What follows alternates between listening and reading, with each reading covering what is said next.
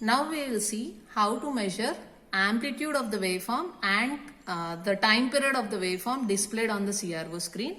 On the screen you can see small square boxes. So we consider each square box as one division, and within the square box also you have different subdivisions. So 1, 2, 3, 4, 5. Within each square box you have 5 subdivisions. So each subdivision is around 0.2 units. So when we are measuring amplitude, when you apply the waveform here, so this is the sinusoidal waveform which we have applied. Now if I want to measure the amplitude of this waveform, I have to measure how many units are there peak to peak. So now here, since I am not able to visualize it properly, I'll just change the multiplication factor by using volts per division knob. And now if I observe what is the amplitude of this particular waveform, you can just move it up to this line and now measure the amplitude of this particular waveform. So now if you observe how many units, you have one full unit and you have around 4 subdivisions. So it comes to around 1.8. So here in the function generator we have applied a 2 volt sinusoidal waveform, but here if you observe you are getting a 1.8 volt. So don't worry about that drop of voltage, because when you are connecting the waveforms using the wires and connectors, there will be a certain drop in the waveform. So don't worry about that.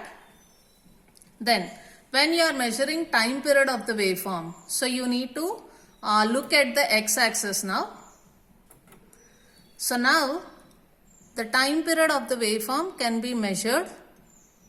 So now look at the x-axis. So in x-axis you can see it is occupying around 2 units.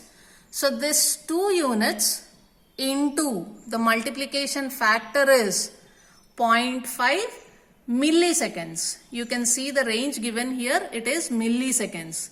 So 2 divisions into 0.5 milliseconds, so that is around 1 millisecond. So you can observe in the function generator the frequency we have applied is 1 kilohertz. So 1 millisecond means the frequency is automatically 1 by 1 millisecond, which is 1 kilohertz. While measuring amplitude also, the y-axis there are total of 4 divisions, and that 4 divisions into the multiplication factor on volts per division knob, which is 0.5. So 4 divisions into 0.5, it is 2 volts. That is what we have applied in the function generator. So this is how you can measure amplitude and time period of the waveform you are observing on the CRO screen.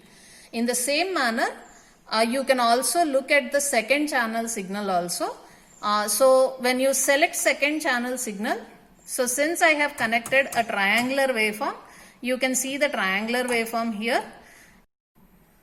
When you want to look at both the signals applied to the CRO, there is a button here, dual option. So when you press that, you can observe both the signals simultaneously on the screen.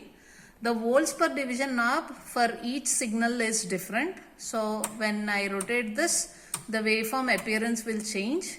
So when I rotate this, the square waveform appearance is going to change. But the times per division knob is same for both the signals. When I rotate this, both the signals time period and time period viewing will be modified.